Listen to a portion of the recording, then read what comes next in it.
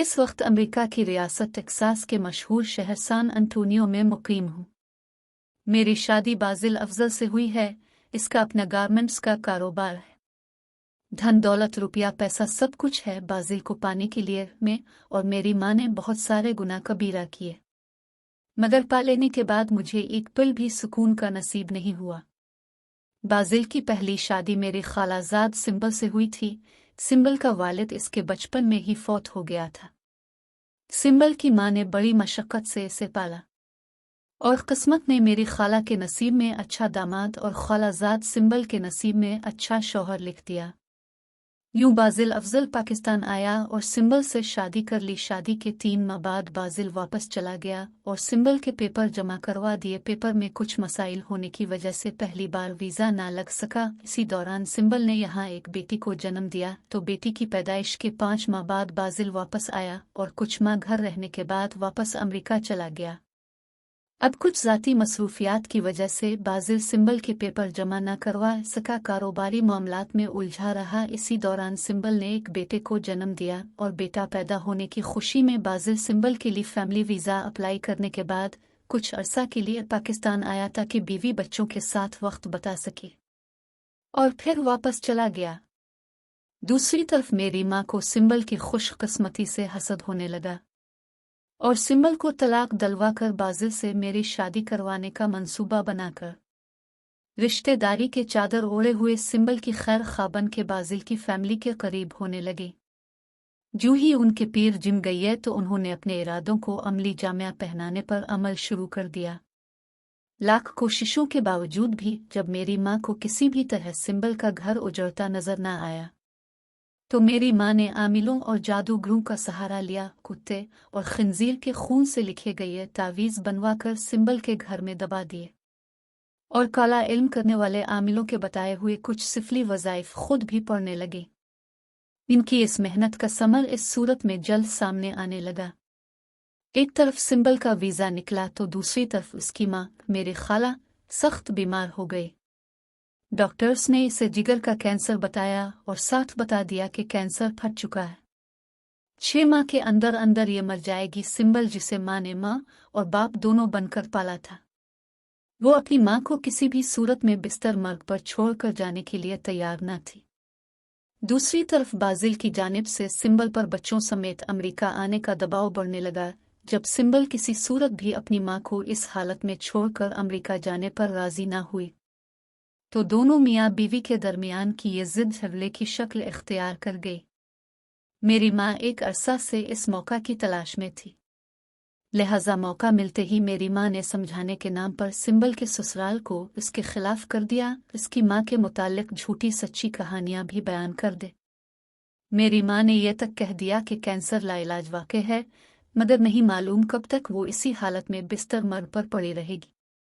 6 महीने में मर जाने वाला झूठ है। असल में सिंबल चाहती इसकी माँ को भी अमेरिका ले जाया जाए और वहाँ इसका इलाज करवाया जाए। बस इसी वजह से वो जिद लगाकर बैठी है।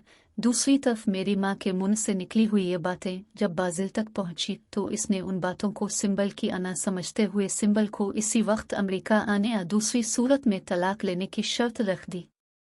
सिंबल ने तलाक लेना गवारा कर लिया, मगर माँ को छोड़कर अमेरिका न गई। लिहाजा बाजिल ने सिंबल से दोनों बच्चे छीन कर उसे तलाक दे दी। सिंबल को तलाक देने के 1.5 माह बाद ही सिंबल की माँ मर गई और सिंबल माँ के सोइम वाले दिन मेरा और बाजिल का निकाह हो गया। गो कि सिंबल भी अब मेरी माँ के ज़ेर कफालत थी, मगर उसने किसी किस्म का कोई रद्द अमल जाहिर न किया। माँ की मौत के कुछ माह बाद सिंबल ने अपने बच्चों से मिलने की ख्वाहिश का इजहार किया, मगर मैंने ना मिलने दिया और बहाना कर दिया कि बाजिल ने बच्चे तो किया, मुझ पर भी पाबंदी लगा रखी है कि जब तक सिंबल तुम्हारी माँ के पास है तुम माँ के घर भी नहीं जाओगी। शादी के 1 साल बाद मेरा वीज़ा निकला और मेरी माँ ने सिंबल के बच्चों को रास्ते से हटाने का मंसूबा बना लिया ताकि बड़े होकर यही बच्चे मेरे लिए मसाइल पैदा ना करें। लिहाजा अपनी माँ के कहने पर मैंने इन मासूम बच्चों को करंट लगाकर उनकी जान ले ली और अपना रास्ता साफ कर लिया।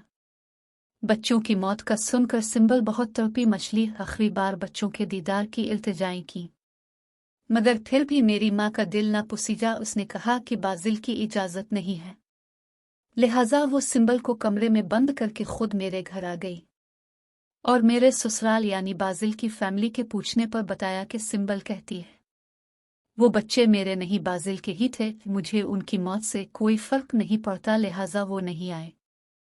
मेरी माँ के ऐसे जवाब ने बाजिल की फैमिली और बाजिल को सिंबल से और ज्यादा मुतनफ़िर कर दिया। बाजिल बच्चों की मौत पर पाकिस्तान ना आ सका क्योंकि हमारी जाने की टिकट्स हो चुकी थी, लिहाजा बच्चों की मौत को हादसाती मौत करार देकर दफन कर दिया गया और बाद अज़ा में अकेली ही बाजिल के साथ अमेरिका चली गए।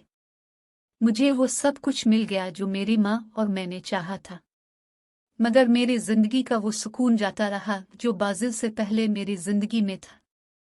शुरू का साल डेढ़ मैंने बाजिल से अपने तासुरात छुपाए रखे, मगर आहिस्ता आहिस्ता जाहिर होने लगे। पहले पहल बाजिल मुझसे परेशान रहने और खामोशी की वजह पूछता था, मगर अब वो भी मुझसे उकता चुका है। मेरी कोई भी औलाद नहीं है सिवाय शुरू के चंद दिनों के। हम दोनों को कभी भी बतौर मियाँ बीवी एक दूसरे का कुर्ब नसीब नहीं हुआ। बाजिल ने अपनी लज्जत का सामान क्लबों में ढूंढ लिया है और मैं बंजर जमीन की तरह घर में पड़ी रहती हूँ। मेरी माँ की ज़बान फालिज की वजह से नाकारा हो गई है। वो बोल नहीं पाती हैं, ना वो कुछ चबा सकती हैं, ना ही किसी चीज़ का जायका मालूम कर सकती हैं, बल्कि बकौल मेरी बहन के उनको बहुएं अब 3 वक्त का खाना भी नहीं देती है। भाइयों की शादी के बाद सिंबल को लावारिस लोगों के एक इदारे की तहवील में दे दिया गया है। मेरी माँ इतने सारे वर्षा के होते हुए भी लावारिस जिंदगी गुजार रही है। बाजिल को औलाद जैसी नेमत देकर छीन ली गई, जबकि मेरी माँ की वो ज़बान जिस पर कभी हर वक्त सिफली वज़ाइफ जारी रहते थे, अब कलिमा तैयबा पढ़ने और अल्लाह ताला का जिक्र करने से भी आ रही है।